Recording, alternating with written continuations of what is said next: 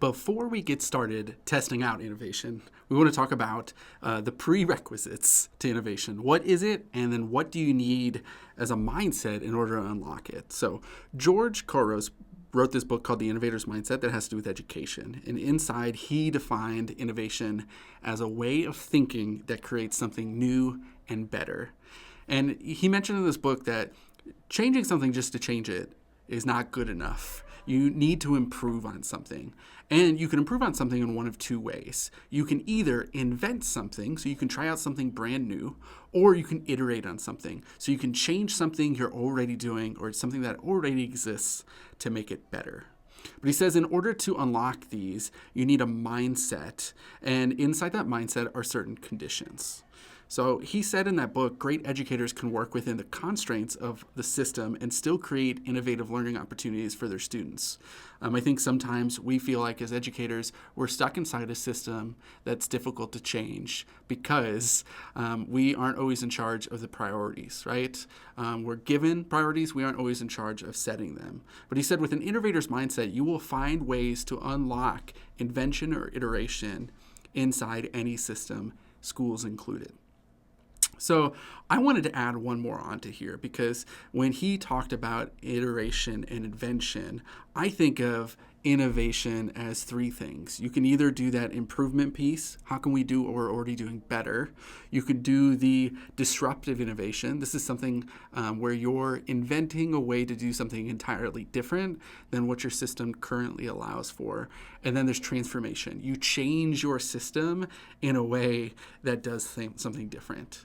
All three of those things are unlocked through these characteristics of innovation that you need to have in order to try out anything new.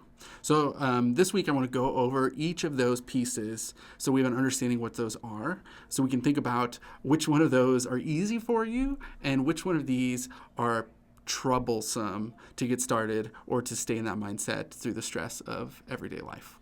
So we're going to start with being empathetic. Being empathetic is a characteristic of innovation where you think about the classroom environment and learning opportunities from the point of the student, not from our point as the teacher.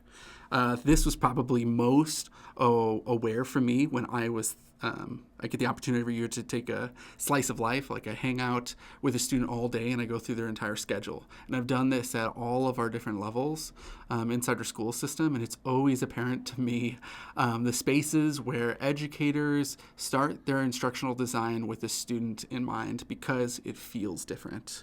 You go through the whole day of sit and get in a very copy and paste kind of way, and it feels different than sometimes the learning spaces where the design begins with the student. That's empathetic. The next part to unlock is problem finders and problem solvers.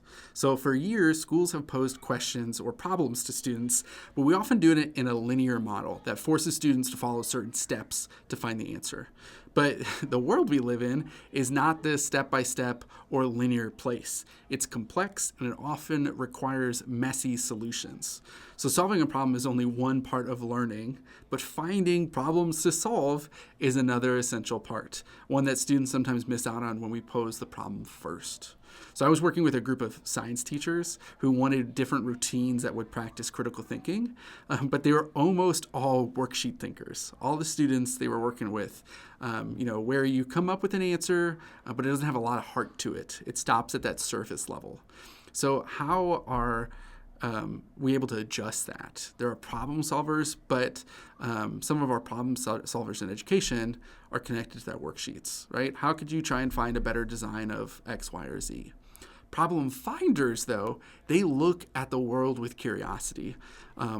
What problem is this invention solving? So we came up with a routine where we give them different examples. So here's two examples on the screen. You have an ice cream cone and an avocado, and you would ask them, what's the invention in this photo? So maybe they would say the cone on the left, and maybe they would say the sticker on the right. And then we would ask, what problem are these inventions trying to solve? So maybe the ice cream cone would be, I don't want the ice cream to melt all over my hand. But is it working to solve that problem? And the avocado has to do with ripeness. Now you can ask them how to solve it in a new and novel way because you began by talking about what the actual problem is. And when you turn that light switch on for learners, they start looking for problems everywhere, which is great because it shifts the way of thinking. So this works in other subjects too. When you're talking about math, you could ask what context could this problem be talking about when you give them any type of problem, because it shifts the way you try and solve the problem. Instead of trying to use just linear models to try and solve an answer in a very algorithmic way, you think about context first. This works in social studies too. What is the problem that this certain legislation is addressing? And when you think about the problem first, you also get to think about whether or not the chosen solution addresses the problem best. So this mindset is about posing problems to students, but also about giving them opportunities to find problems. Risk takers is the next mindset. Innovative teaching and learning involves taking risks. So an educator with an innovative mindset will find the balance between drawing on experience while maintaining a willingness to try something new. Think about companies. Apple started by making great computers, but some leaders inside that system went out on a limb and created the iPhone and the iPod and the iPad, and those risks led to some of Apple's biggest achievements, but also spawned other successful endeavors. That the App Store or the Apple Watch would not have existed had they not done those disruptive innovations as well. So I think about this connection with teaching the most with this. Every one of our best practices with teaching started with something new that someone tried. This happens all the time in education. If you don't question the status quo or try something new, you won't ever get better. Something better. Networked is a mindset. Networks, when you think about innovation, are crucial. Every idea fundamentally is a network of ideas. So when you create an environment that allows the kind of serendipitous connections to inform, innovative ideas are more likely to happen. So think about spaces that exist in the world where people actively share ideas. So I think about, actors in Hollywood or country singers in Nashville or all the startups that are situated in Silicon Valley. In those networks where so many people with similar interests in an area gather, innovation occurs almost spontaneously. They are there when you get stuck. They exist when you need peer pressure or motivation to try something, and they are present for celebration and also complaints. So networks keep idea pipelines going. So it's important that you have that mindset that this is something, innovation and education, that is not done in isolation. Observant. Ideas for education today are not limited to education. Many educators have taken ideas from the world around them, and sometimes the most valuable thing you get from the network isn't an idea, but the inspiration or courage to try something new, right? So inspiration is everywhere, and often it's in unexpected places.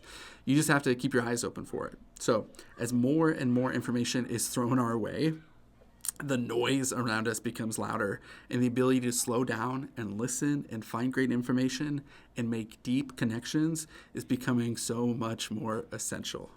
So, for example, social media, finding useful information has sometimes become harder and harder for me because although it's gotten really good at draining hours of my life through endless scroll, it hasn't always paid off in powerful or useful ways. So being observant is part of that innovator's mindset, but it's also, intentionally turning on that observation lens so you can use it. I ask my kids all the time, so you spent 2 hours on social media, how useful was that to you? And they're not usually, filled with ideas for how they could brighten their lives through the hours they spent online. So you really have to be aware, and you have to turn that part of your brain on. Creators. This mindset, learning is creation, not consumption. Knowledge is not something a learner absorbs, but it's something that a learner creates. So learning happens when a learner integrates new knowledge and skill into his or her existing structure of self. You have to create something. Learning is literally a matter of creating new meanings, new neural networks, and a new pattern of electrochemical interactions within your own brain. So you can take all of the surface knowledge that you have, but until you are able to apply it or transfer it to new contexts, it's not embedded in you in a way that's useful. So some of the biggest pain points when it comes to people I've talked to in the professional field, it's not onboarding and learning, it's taking that information and applying it in with the context that they're assigned. And that is something that we don't always get to in our normal educational structure. So if you want to innovate, you need to think about being a creator, and you need to let students have that same opportunity to create. Resilience. So for those with the innovator's mindset, the reality is that your work will constantly be questioned simply because it's something new or different. So most people are far from comfortable with, they're far more comfortable, I should say, with a known average than dealing with something unknown, even if the unknown holds really great potential. So objections are sometimes meant to disguise people's fear of moving forward, even when the risk of rejection is involved. So anything new and different can seem threatening, even for students. So, I've seen many students be accustomed to schools that, anytime school or a project veer outside of traditional lines, it terrifies them. So because of that, school can easily become a checklist for students. Complete the homework, get this test done, complete these graduation requirements. And, in contrast to multiple choice tests, learning that focuses on creation and powerful connections to concepts, that takes way more effort, but also takes more time. So the school environment is the perfect place to challenge and encourage people to stretch their thinking, and it's a safe place to have students try, fail, and try again. But that all requires having resilience when your ideas are being questioned and instilling resilience inside your students so that they can do the same. Reflection. Reflection is a process crucial to innovation.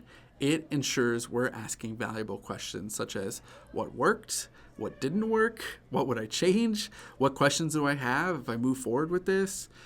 Questioning our efforts and progress and processes is crucial to innovation. So by constantly revisiting our learning in any space, we find areas that can be tweaked and modified and reiterated or even reinvented.